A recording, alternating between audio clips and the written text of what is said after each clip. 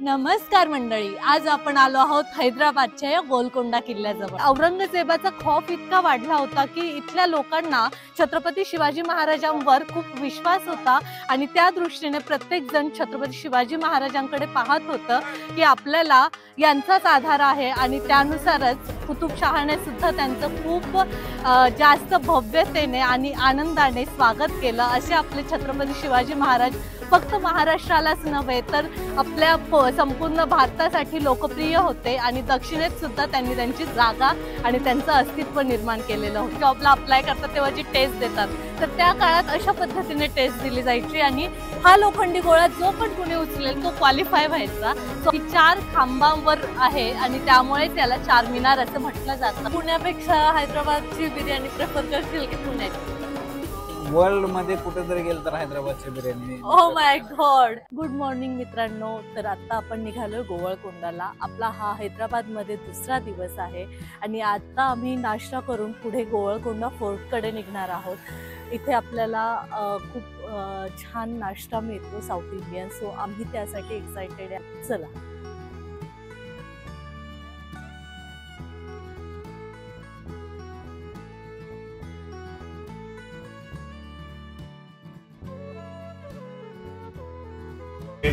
पूजा मॅडमचा या ठिकाणी वडा आलेला आहे। थँक्यू अमोल। वाव, त्याच्यासोबत भारी दिले दही।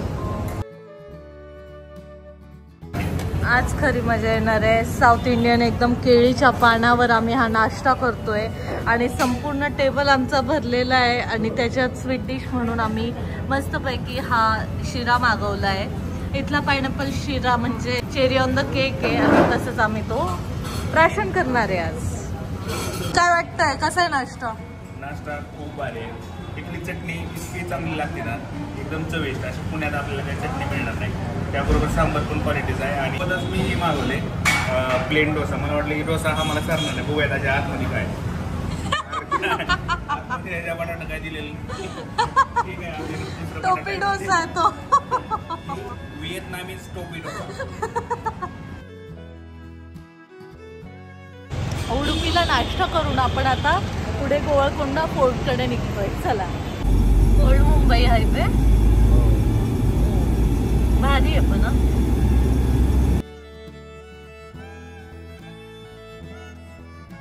क्रिएटिव्ह करतात रे हे लोक।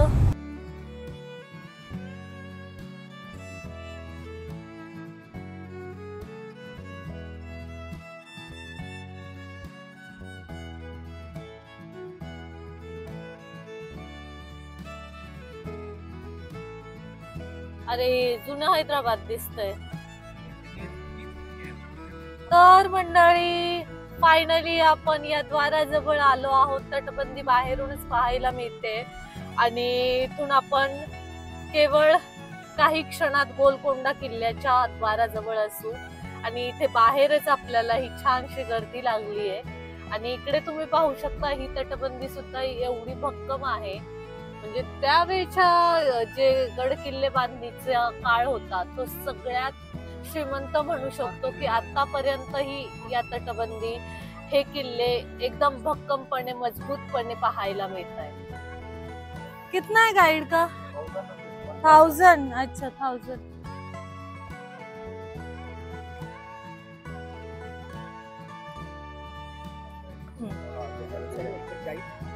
गाइड देखते हैं, पहले टिकट निकालते हैं उसके बाद।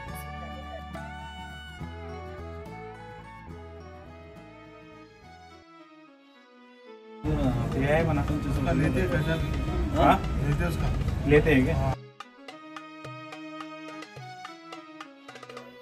नमस्कार मंडळी, आज आपण आलो आहोत हैदराबादच्या या गोलकोंडा किल्ल्याजवळ आणि गोलकोंडा किल्ल्याचा इतिहासच आपण जाणून घेणार आहोत।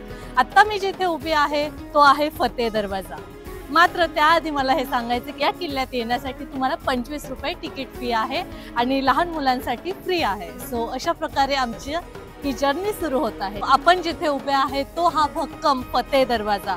फतेह म्हणजे कदाचित जो कधीही जिंकला जात नाही किंवा ज्याची नेहमीच विजय होतो असा हा दरवाजा आहे। आणि या दरवाजावर अतिशय सुंदर अशी नक्षीकाम आहे आणि दरवाजाच्या अगदीच समोर तटबंदी पाहायला मिळते, जेणेकरून इथे हत्तींनी हा दरवाजा तोडू नये यासाठी ही तटबंदी केली असावी। आणि त्यामुळेच या दरवाजाची रचना आणि जिथून हा दरवाजा सुरू होतोय ती खूप खालच्या याच्यावर आहे, जेणेकरून ही तटबंदी आणि हा दरवाजा मॅच होईल आणि शत्रूंना हा दरवाजाही दिसणार नाही, म्हणजे याचा ओपनिंग गेट सुद्धा दिसणार नाही। सो अशा प्रकारे खूप विचारपूर्वक याची रचना केलेली आहे आणि आता आपण हा किल्ला एक्सप्लोर करायला सुरुवात करूया, चला।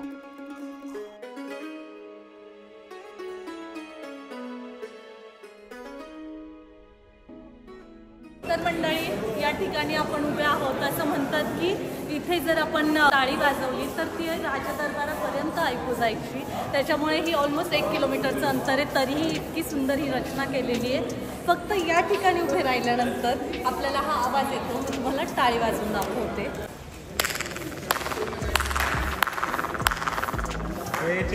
तो याच्या मागचं लॉजिक हे आहे की इथे जी डायमंड शेप केलेले आहे, हे डायमंड शेप अशा पद्धतीने केले की जेणेकरून हा आवाज पूर्णपणे घुमला जाईल। सो ही या पद्धतीने याचं लॉजिक आहे। गोलकोंडा हे नाव गोलाकोंडा या तेलुगू शब्दावरचं आहे। याचा अर्थ मेंढपाळांची टेकडी असा होतो। हे नाव या किल्ल्याच्या ठिकाणामुळे देण्यात आले।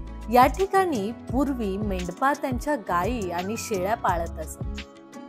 गोलकोंडा हे हिऱ्यांच्या व्यापारासाठी सुद्धा तेवढंच प्रसिद्ध होतं आणि या किल्ल्याच्या परिसरातील हिऱ्यांच्या खाणी गोलकोंडा डायमंड्स म्हणून ओळखल्या जायच्या।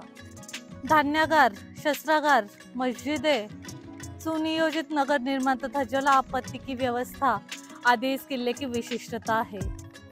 तर मित्रांनो, आपण या लोखंडी गोळ्याजवळ उभे आहेत। ज्यावेळी आपण एंटर करतो तेव्हा हे जे आहे ते जॉब टेस्टसाठी, म्हणजे तुम्ही एखाद्या जॉबला अप्लाय करता तेव्हा जी टेस्ट देतात, तर त्या काळात अशा पद्धतीने टेस्ट दिली जायची आणि हा लोखंडी गोळा जो पण कुणी उचलेल तो क्वालिफाय व्हायचा।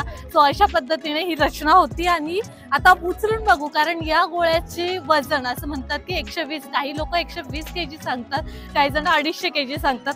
120 असतं तर मे बी बरेच जण उचलू शकले असते, पण माझ्या समोर एकाही माणसाने हा उचलला नाहीये। सो बघूया याचं नेमकं वजन किती असेल। मला अरे हलणं पण shoot man I am disqualified officially. तर मंडळी, आपल्याला या दरवाजापासून आत जायचंय। वाव,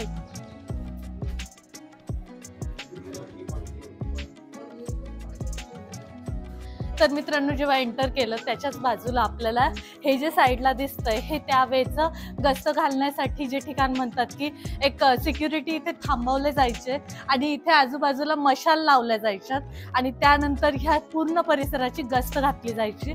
अशा पद्धतीने इथली ही रचना आहे आणि तुम्ही पाहू शकता दगडी बांधकामात सगळा पूर्ण किल्ला आहे। गोलकोंडाच्या मुख्य दरवाजातून आत आल्यानंतर उजव्या बाजूस आपल्याला नगीना बाग लागते आणि या नावाप्रमाणेच येथे ओकेजन असेल किंवा सणासुदीला उच्च घरातील श्रीमंत स्त्रिया येथे शॉपिंगसाठी यायच्या आणि या ठिकाणी माणिक मोत्यांच्या आणि त्याचबरोबर ज्वेलरी शॉपिंग सुद्धा व्हायच्या आणि त्यामुळेच याला नगीना बाग हे नाव अतिशय तंतोतंत सूट होतं आणि त्यानुसारच या बागेची रचना होती। गोलकोंडाचा संपूर्ण गाईड मॅप दिलेला आहे, इंग्लिशमध्ये आहे, मात्र इथे तुम्हाला अंबरखाना, बालसाहिर, मस्जिद किंवा मग पाणी महल, दाद महल अशा पद्धतीचे महलांची यांनी इथे आपल्याला रचना आणि दिशा दाखवलेली आहे। सो आर्किओलॉजी अंडर हा किल्ला येतो आणि त्यामुळेच त्यांनी इतक्या सुंदर पद्धतीने याचे हे डिटेलिंग दिलेले आहे। दरबार हॉलकडे जायचा रस्ता, सो इथून आपण जाऊया दरबाराकडे।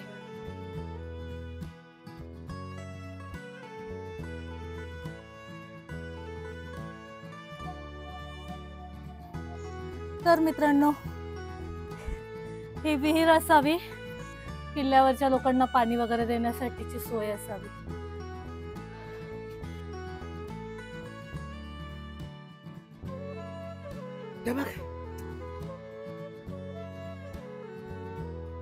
सचिवालय आपण झूम करून पाहू बघा, इथून दिसतंय आपल्याला सचिवालय. काल जिथे आपण गेलो होतो, म्हणजे आपल्याला सिटीचा मध्यभाग दिसतोय, म्हणजे इथून आपल्याला ऑलमोस्ट सिटी पाहायला मिळते. तर मित्रांनो, मगाशी एक विहीर पाहिली आणि आता ही एक दुसरी इथे विहीर आहे जिथून गडावर पाणी पुरवठा केला जात असे. तर अशी इथे पाणी आहे, पण रसतळाला गेलंय पाणी. तर मित्रांनो, राज दरबाराकडे जाण्याआधी आपल्याला रस्त्यात बरेच काही गोष्टी पाहायला मिळतात. तर आपण मध्ये 2 विहिरी पाहिल्या, पाण्याची व्यवस्था पाहिली आणि आता तुम्ही पाहताय हा एवढा भव्य दिव्य दगड आहे, म्हणजे याच्या स्तरावर त्यांनी वरती तटबंदी बांधली आहे. दगडांचा आधार घेऊन हा किल्ला बांधलेला आहे आणि पाहू शकता खूप भव्य दिव्य किल्ला आहे. आणि हा आहे हैदराबादच्या मुख्य भागात आणि त्यामुळेच हा हैदराबादचं मुख्य आकर्षण आहे. आणि तुम्ही पाहू शकता इकडे आपल्याला सिटी पण पाहायला मिळते.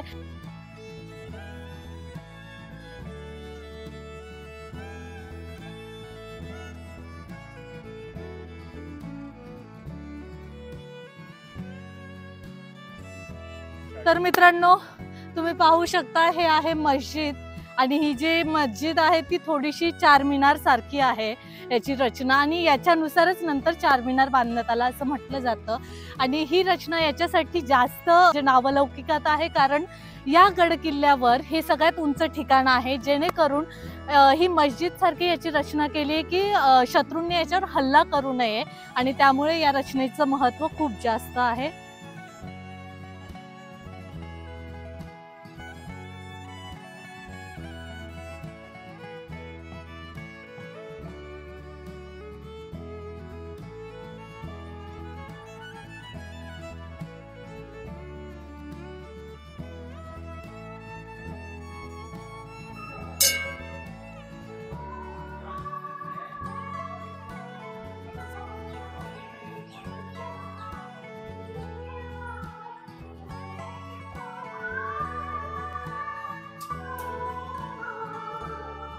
मित्रांनो, आत्ताच आपण यल्लम्मा, जगदंबा आणि महाकाली असं, म्हणजे इथे याला यल्लम्मा देवी असं म्हणतात, या मंदिरात जाऊन आलो.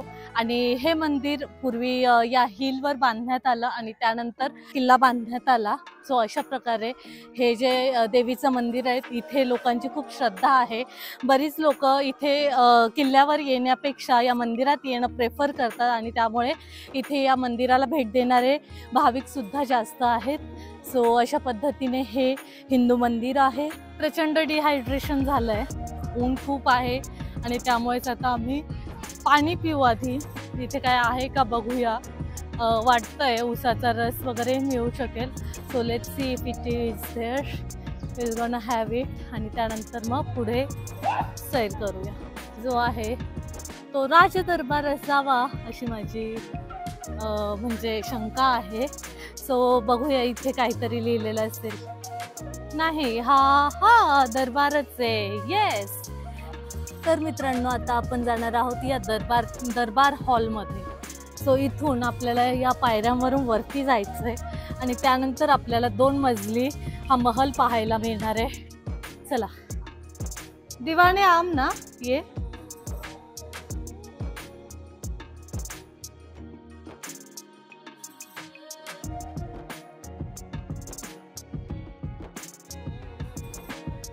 सो 2 मंजिला म्हणजे 2 मजली इमारत आहे. मुख्य मजला आणि वरती आहे तो दुसरा मजला.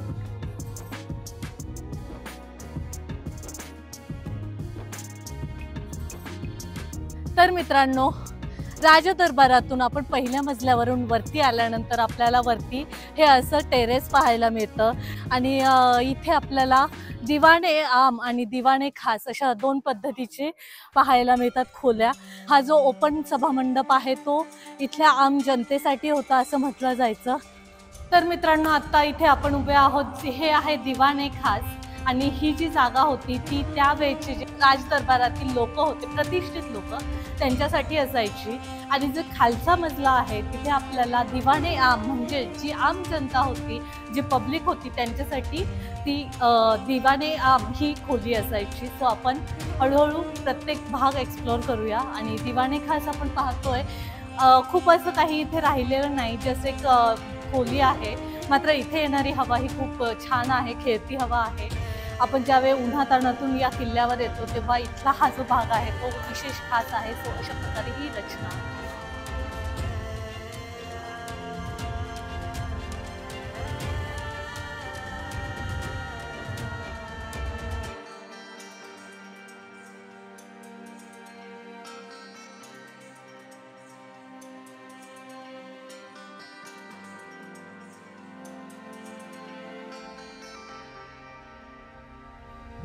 तर मित्रांनो, दिवाणे खास मधून आल्यानंतर आपण इथे अशा ठिकाणी उभे आहे जिथून खूप खेळती हवा येते. आणि हा आहे हैदराबादचा पूर्ण सुंदर नजारा.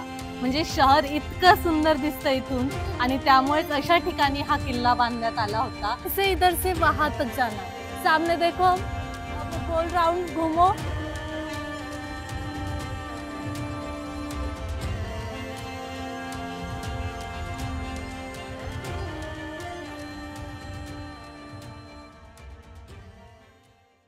तर मित्रांनो, आत्ताच आपण या गडावरून जाऊन आलो आणि आत्ता जातोय आपण, एक्झिट करतोय. या ठिकाणी आपल्याला बरेच रस्त्याने बऱ्याच काही गोष्टी पाहायला मिळणार आहेत, वास्तू पाहायला मिळणार आहेत. सो जाता जाता आपण त्या कव्हर करूयात. वरपर्यंतचा किल्ला खूप सुंदर होता. सो चला अशा प्रकारे ही जर्नी सुरू ठेवूया.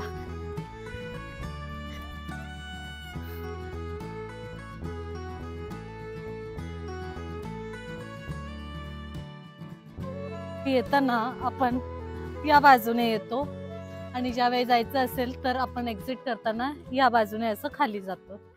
तर मित्रांनो, अखेर आपण एक्झिट दरवाजा पार केल्यानंतर आपण पाहू शकतो आजूबाजूला हा गोलकोंडा किल्ल्याचा परिसर आहे. आणि याची भव्यता तुम्ही पाहू शकता. हा खूप मोठा किल्ला आहे आणि त्यावेळेचे काकतीय राजा यांनी या किल्ल्याचं निर्माण केलं. 1300च्या काळातली ही गोष्ट आहे. छत्रपती शिवाजी महाराज आणि गोलकोंडा या किल्ल्याचं नातं जर तुम्हाला समजून घ्यायचं आहे तर ते असं होतं की त्या काळात म्हणजे ज्यावेळी 1674चा काळ होता, राज्याभिषेक झाला आणि त्यानंतर जेव्हा शिवाजी महाराज दक्षिण मोहिमेवर होते तेव्हा कुतुबशाह यांनी त्यांना गोलकोंड्यावर येण्याचं आमंत्रण दिलं. आणि त्यानुसार ज्यावेळी गोलकोंड्यावर छत्रपती शिवाजी महाराज आले तेव्हा हा पूर्ण परिसर इतका छान सजला होता. आणि तेव्हा इथल्या लोकांनी त्यांची दृष्ट काढली, कारण छत्रपती शिवाजी महाराज यांचा नावलौकिक सर्वदूर पसरला होता. याची प्रमुख 3 कारणं होती. पहिले तर शाहिस्ते खानाची बोटं कापण्याचा प्रसंग असेल, किंवा आग्र्याहून त्यांनी केलेली यशस्वी सुटका असेल, किंवा मग अफजल खानाचा वध करणं असेल. या तिन्ही कारणांमुळे छत्रपती शिवाजी महाराजांनी लोकांच्या मनात त्यांची जागा निर्माण केली होती आणि त्यामुळेच लोक त्यांना भेटण्यासाठी खूप जास्त उत्सुक होते. आणि औरंगजेबाचा खौफ इतका वाढला होता की इथल्या लोकांना छत्रपती शिवाजी महाराजांवर खूप विश्वास होता आणि त्या दृष्टीने प्रत्येक जण छत्रपती शिवाजी महाराजांकडे पाहत होतं की आपल्याला यांचाच आधार आहे. आणि त्यानुसारच कुतुबशहाने सुद्धा त्यांचं खूप जास्त भव्यतेने आणि आनंदाने स्वागत केलं. असे आपले छत्रपती शिवाजी महाराज फक्त महाराष्ट्रालाच नव्हे तर आपल्या संपूर्ण भारतासाठी लोकप्रिय होते. आणि दक्षिणेत सुद्धा त्यांनी त्यांची जागा आणि त्यांचं अस्तित्व निर्माण केलेलं होतं. गोलकोंडा परिसरात आपल्याला बऱ्याचशा तोफा पाहायला मिळतात. त्यापैकी फतेह रहबार ही तोफ अतिशय जास्त मोठी आहे. त्याचबरोबर आपल्याला इथे अनेक ऐतिहासिक तोफा पाहायला मिळतात, ज्या मुघल आणि कुतुबशाही युद्धामध्ये वापरल्या गेल्या होत्या. या भल्या मोठ्या तोफांचा आवाज अनेक वेळा युद्धाचं चित्र बदलायचा.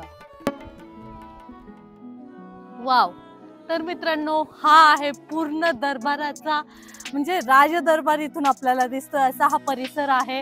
आणि त्यामुळेच याचं जे रूप आहे ते खूप देखणं दिसतंय.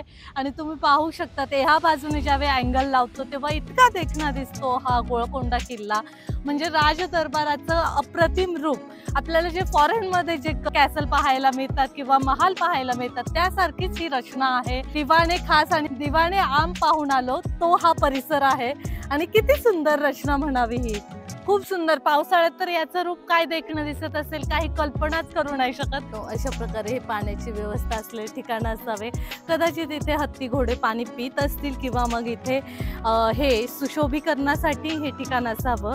त्यात पाणी टाकून वरती सुंदर असे फुलं वगैरे ठेवण्यात येत असावेत. मित्रांनो, तुम्ही पाहू शकता इतकी सुंदर रचना आहे याची. म्हणजे ज्यावेळी पाऊस येत असेल तेव्हा याच्यावरून जे पाणी पडत असेल, काय देखावा असेल तो सुंदर. मात्र आर्किओलॉजीने इथे कुठलेही फलक लावलेले नाही आणि त्यामुळे नेमकं हे ठिकाण काय आहे किंवा याच्या खाली आपल्याला वास्तू दिसत आहेत त्यांची नावं काय ते कळायला मार्ग नाही आहे. पण जेही काही आहे ते अतिशय सुंदर आहे.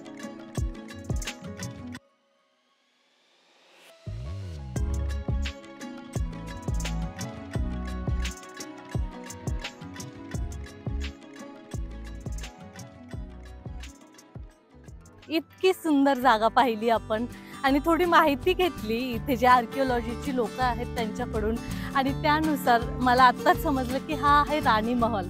ऑफकोर्स आपण गेस करू शकतो की हा राणी महल आहे, कारण तो इतका देखणा आहे, इतका सुंदर आहे आणि सौंदर्याचं प्रतीक म्हणून राण्यांना त्यावेळी पाहायचे, तर म्हणूनच त्यांच्यासाठी हा राणी महल इतका सुंदर सजवलं, इतका सुंदर बनवलेला आहे की ज्याच्या समोर आपल्याला आजूबाजूला त्यांचे शयनगृह पाहायला मिळतात, त्याचबरोबर त्यांच्या खाजगी जागा असतात त्या पाहायला मिळतात आणि बाजूला असे मिरर वर्क केलेले आहेत, म्हणजे खोपासारखी जी बाजू आहे तसं त्यांनी बनवलेलं आहे आणि मागे फाउंटन तुम्ही पाहू शकतात.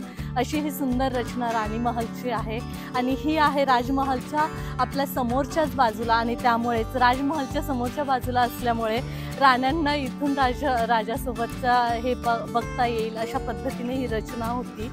जर तुम्ही इथे गोळकोंडाला येत असाल तर खाली आल्यानंतर तुम्हाला उजव्या बाजूला राणी महल पाहायला मिळतो, सो तो चुकवू नका, कारण ह्या जागेकडे खूप कमी लोक येतात, कारण हा अडसर असलेला जागा आहे. इथे लवकर पाहता येत नाही, लवकर दिसत नाही अशी ही जागा आहे.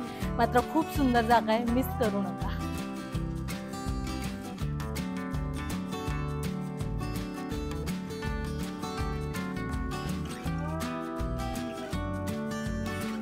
हा आहे गोळकोंड्याचा शाही महाल.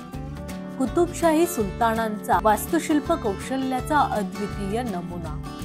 इथेच घेतल्या जायच्या महत्त्वाच्या सभा आणि राजांच्या जीवनशैलीचा थाट इथेच दिसून यायचा.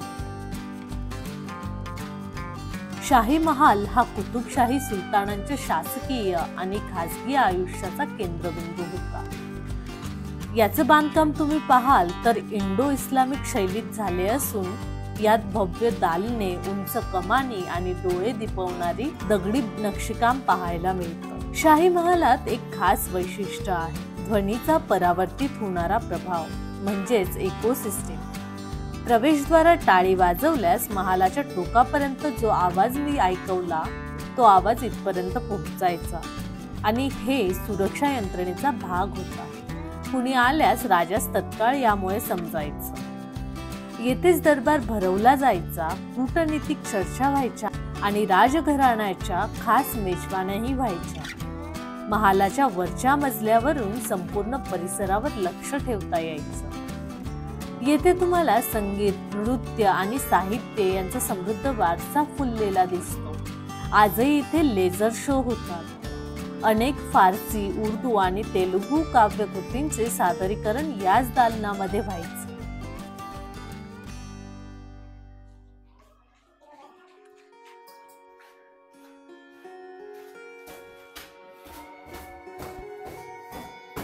काय इकडे टॉप आहे का हा? वाह वाह, अरे काय भारी जागेवर आलोय आपण. तर मित्रांनो, तुम्ही पाहू शकता संपूर्ण किल्ला इथून दिसतो. इथे शिपाई वगैरे उभे राहत असतील आणि जेणेकरून या संपूर्ण किल्ल्याचे संरक्षण केले जात असेल.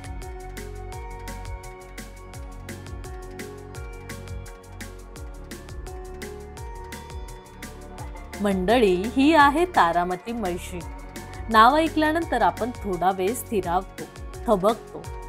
मात्र गोळकोंड्याच्या उंचावर बसलेली पण एका कलावंतीनं आपलं स्थान इतिहासात कोरून ठेवलेली ही अनोखी तारामती मस्जिद आहे. या मस्जिदीला तुम्ही पाहू शकता की आतमध्ये गेल्यानंतर आपल्याला तिथे पायऱ्याही आहेत आणि जेणेकरून आपण त्या टॉपवर जाऊ शकतो. अशा पद्धतीने ही रचना केलेली आहे. जो मागे तुम्हाला सुंदर असा नक्षीकाम असलेला टॉप दिसतोय तिथेही तुम्ही जाऊ शकतात. अशी इथली ही रचना आहे आणि खूप सुंदर आहे. ही तारामती मस्जिदच्या थोडं पुढे आल्यानंतर आपल्याला अशा या भिंती पाहायला मिळतात. या तटबंदी खूप सुंदर आहेत आणि मग एक्झिटकडे आपण निघतो.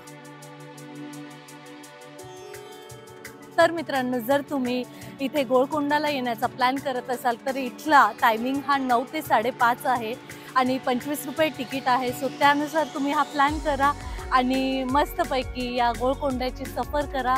खूप सुंदर ऐतिहासिक किल्ला आहे आणि आजही तो शाबूत आहे. सो त्यामुळे नक्की या. तर मित्रांनो, अशा प्रकारे आज आपण हा पूर्ण गोलकोंडा किल्ला कव्हर केला आणि पाहिलं. राजदरबार असेल किंवा राणी महल असेल, अनेक ठिकाणं इथे आपण एक्सप्लोअर केली. त्याचबरोबर छत्रपती शिवाजी महाराजांचंही नातं तुम्हाला या किल्ल्याशी सांगितलं. त्यामुळे हा किल्ला जसा हैदराबादसाठी महत्त्वाचा आहे तसंच महाराष्ट्राच्या इतिहासातही त्याचं प्रचंड अनन्यसाधारण असं महत्त्व आहे. त्यामुळे गोलकोंडा किल्ल्याचा इतिहास आज आपण जाणून घेतला. तुम्हाला हा व्हिडिओ कसा वाटला नक्की सांगा. आवडला असेल तर लाईक करा, चॅनलला सबस्क्राईब करा आणि असेच ऐतिहासिक प्रसंग आणि घटना पाहण्यासाठी, ठिकाणं एक्सप्लोअर करण्यासाठी माझ्या चॅनलला सबस्क्राईब करा.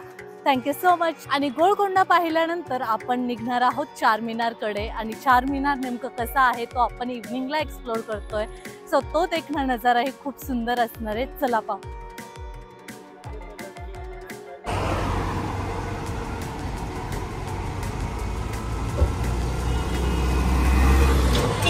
हा जो तटबंदीचा भाग आहे ती एक्झिट आहे आणि ही जी एक्झिट आहे ती या किल्ल्याला पूर्णत्व देते आणि त्यानंतर आपण आतमध्ये पाहूया नेमकं इथून काय पाहायला मिळतं.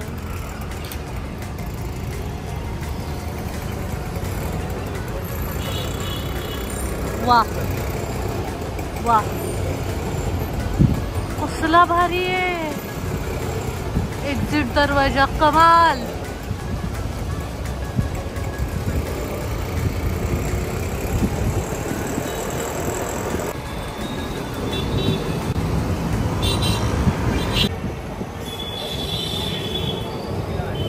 तर मित्रांनो, हे आहे चारमिनारच्या आधीचं मुख्य मार्केट आणि तुम्ही पाहू शकता खूप जास्त गर्दी आहे इथे.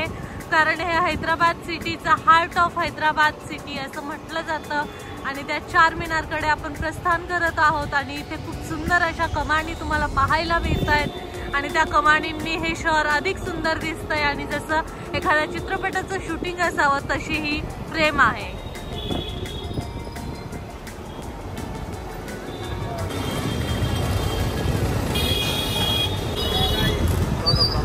कमानीच कमानी आहे.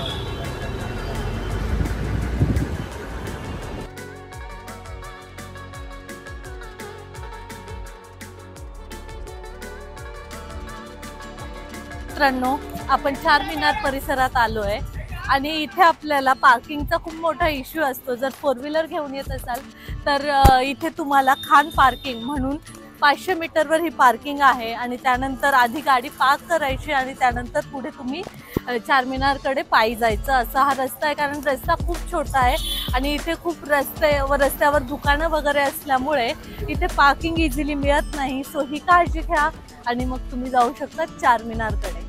So let's go.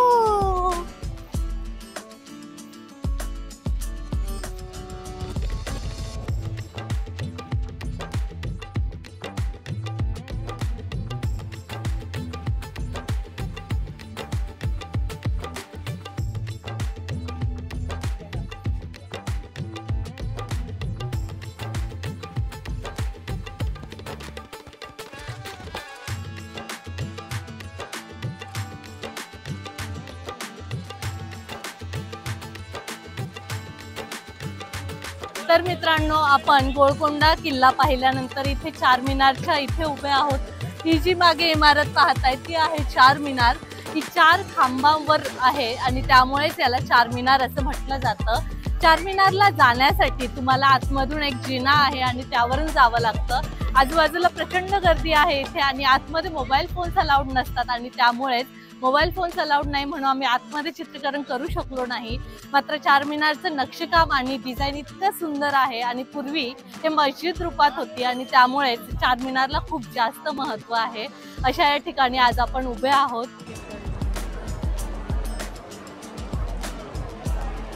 ₹20 देऊन आपण चारमिनारमध्ये प्रवेश करतो. इतिहासाचं जिवंत प्रतीक म्हणून चारमिनारकडे पाहिलं जातं. 16व्या शतकात कुतुबशहानं हे बांधलं होतं. प्लेग संपल्यानंतर एक नवा अध्याय सुरू करण्याचं हे प्रतीक होतं. अखेर आपण या चारमिनारच्या सगळ्या पायऱ्या चढून वरती येतो आणि काय पाहतो तर संपूर्ण हैदराबाद शहर.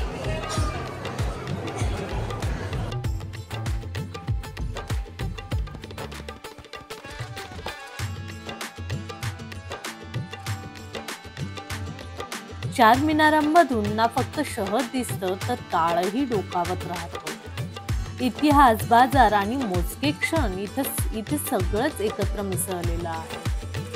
आपल्यापैकी बऱ्याच जणांनी चारमिनार हा पोस्ट कार्डवर बघितला असेल, पण आज मी तुम्हाला त्यामागचा इतिहास आणि खास वैशिष्ट्य त्याचबरोबर काही मजेशीर गोष्टी सांगते. चारमिनार बांधलं गेलं होतं 1591 साली सुलतान मोहम्मद कुली कुतुब शहानं. तेव्हा शहरामध्ये प्लेग सारखा रोग पसरला होता. रोगावर नियंत्रण मिळवल्यावर त्याने देवाच्या आभारासाठी आणि नव्या शहराची सुरुवात करण्यासाठी चारमिनार बांधलं. चार म्हणजे चार आणि मिनार म्हणजे मनोरे म्हणून चारमिनार. ही वास्तू पूर्णपणे ग्रॅनाइट, चुनखडी आणि संगमरवरावर बांधली आहे. एका चौकात उभी केलेली आणि चारही बाजूंना उंच मनोरे, प्रत्येकाची उंची सुमारे 56 मीटर. वर एक मशीद सुद्धा आहे जी अनेकांना माहितीच नसते. चारमिनार फक्त एक इमारत नाहीये, ही हैदराबादची ओळख आहे. म्हणजे लोकल लोक इथं भेटतात, सेल्फी घेतात आणि जवळच्या बाजारात शॉपिंगही करतात. इथे असलेला बाजार याला लाड बाजार असं म्हटलं जातं. असंही म्हणतात की चारमिनारच्या खाली एक गुप्त बोगदा होता जो गोलकोंडा किल्ल्याशी जोडलेला होता. सुलतानांसाठी तो एस्केप मार्ग होता, पण आजपर्यंत त्याचा पुरावा कुणालाही मिळालेला नाही. त्यामुळे ही गोष्ट आख्यायिका आहे की खरंच हे अजूनही रहस्यच आहे. अभी नहीं क्या मेरी साइज नहीं, बहुत टाइम हो रहा है ना, वो पार्किंग के लिए गाड़ी लगाया है. पार्किंग वाला खर्चा बढ़ाता है बहुत. वो पार्किंग वाले को उठा देंगे वो नीचे ना. ठीक है चलो. क्या वाटतं मुलांना? बेस्ट एकदम. प्राइस बताओ बेस्ट. ये तो 650 का है. अखेर आज दिवसभर गोलकोंडा आणि चारमिनारचा हैदराबादी पाहुणचार देऊन आम्ही तडक निघालो हैदराबादी बिर्याणी खायला. आणि कुठे जातोय ते तुम्हाला लगेच कळेल.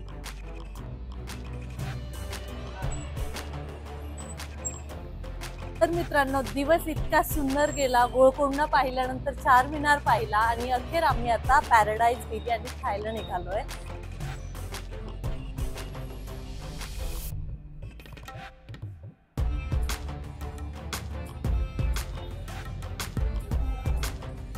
मस्त पैकी आता एंटर केलंय.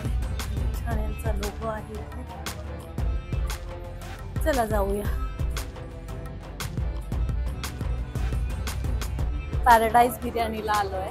पॅराडाईज बिर्याणी ही खूप जुनी आहे आणि याची परंपरा खूप जुनी असल्यामुळे या बिर्याणीला विशेष महत्त्व आहे आणि त्यामुळे पाहू शकता सगळीकडे गर्दी खूप आहे. पूर्ण हॉल फुल आहे आणि आम्ही वेटिंगमध्ये आहोत. सो दॅट मीन्स की खरंच याची बिर्याणी इतकी खास असेल. सो आम्ही वेट करतोय. लेट्स सी कशी असणार आहे. तर इथे ही मुलं डिस्कशन करताय की कुठली बिर्याणी ऑर्डर करायची. काय आधी ऑर्डर करा 2 मग ठरवा.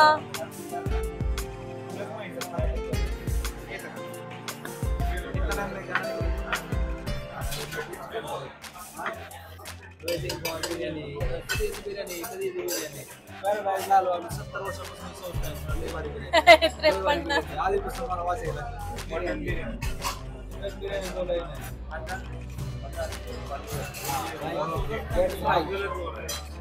बोला मैं सोच रहा हूँ चिकन कहाँ से आ गया। अरे चिकन करी लेके आओ। इथले स्टाफ जरा स्माइली फेस आहे आवडला मटन है सर मिलेगा सब सब्र करो वो साले को उसको भी उनको भी दे दो।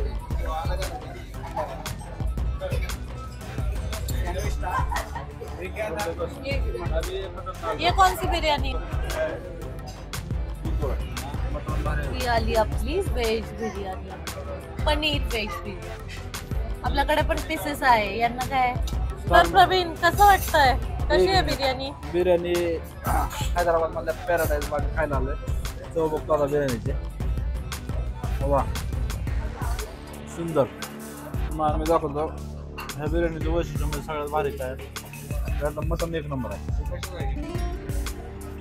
आणि बावरची कशी वाटली होती कालची बावरची पेक्षा मला आजची बिर्याणी मस्त लागली आणि विशेष म्हणजे मटन अजून भारी लागलं तर हैदराबादला येणाऱ्या आपल्या लोकांना माझा पोझिशन असू शकतो पॅराडाईज प्रिफर करा हायजीन चांगला आहे आणि खूप सुंदर चव भारी पुण्याच्या एसपीस बिर्याणी पेक्षा भारी का हो त्यापेक्षा भारी वाह अप्रूव्ड पास हो गई पॅराडाईज बिर्याणी हा तर गोकुळ आज आपण काल आपण बावर्चीला गेलो आज पॅराडाईजला आहे तुला कोणती बिर्याणी आवडते माझ्या तसं तर दोन्ही हे फेवरेट आहेत पण ह्या प्लेसला ही मटन बिर्याणी खूप भारी भेटते ओके पॅराडाईजला गेल्यानंतर पण तशीच आहे पण 19-20 मात्र तू पुण्यापेक्षा हैदराबादची बिर्याणी प्रेफर करशील की पुण्याची वर्ल्ड मध्ये कुठे जरी गेलं तर हैदराबादची biryani oh my god so जे व्ह्युअर्स बघतायत तुम्ही मला कमेंट मध्ये सांगा की तुम्हाला हैदराबादी बिर्याणी आवडते की पुण्याची बिर्याणी आणि इथे तर ट्रिक ही आहे की गोकुळ सर लवकरच शिफ्ट जर झाले पुण्यात तर त्यांनी पुण्याहून आम्ही हैदराबादला खायला तर ते फक्त हैदराबादला बिर्याणी खाण्यासाठी येतील आणि हे ते ऑन कॅमेरा सांगतायत तर आपण पाहूच नेमकं त्यांचं बिर्याणी प्रेम या सगळ्या गँगला घेऊन येणार आणि गँगला घेऊन येणार आहे म्हणजे आम्ही सगळे पुन्हा हैदराबाद मध्ये असू पॅराडाईजची बिर्याणी खायला so we are enjoying it guys तर मित्रांनो दिवसभर प्रचंड फिरलो हैदराबादचा दुसरा दिवस आमचा बऱ्यापैकी रखरखत्या उन्हात गेला आणि आता आम्ही पॅराडाईज मध्ये येऊन बिर्याणी खातोय काल आपण बावर्चीची बिर्याणी ट्राय केली आणि आज खाणार आहे पॅराडाईजची बिर्याणी आणि व्हेज बिर्याणी मी मागवली आहे मला कालची बावर्चीची बिर्याणी म्हणजे त्यांचा जो तांदूळ होता तो खूप आवडला आणि त्याच्यामुळे त्याची टेस्ट मला आवडली यांचं म्हणणं आहे की नॉनव्हेज मध्ये पॅराडाईजची बिर्याणी छान आहे आणि आय विल से की व्हेज मध्ये तुम्ही बावर्चीची बिर्याणी ट्राय करा कालच्या एपिसोड मध्ये मी तुम्हाला बावर्चीचं बिल दाखवलं आणि आजचं हे पॅराडाईजचं बिल यामध्ये तुम्हाला काय फरक जाणवतोय नक्की कमेंट मध्ये सांगा तर अशा प्रकारे हैदराबादचा दुसरा दिवसही अतिशय परफेक्ट समाप्त झाला सही लग रहा है जुलूबाद डार्क चॉकलेट आधीचा ब्लॉग तुम्ही पाहिला नसेल तर नक्की पहा नक्की आवडेल तुम्हाला आणि हैदराबादचे हे 2 दिवस तुम्हाला कसे वाटले नक्की कमेंट मध्ये सांगा stay tune and thank you so much for watching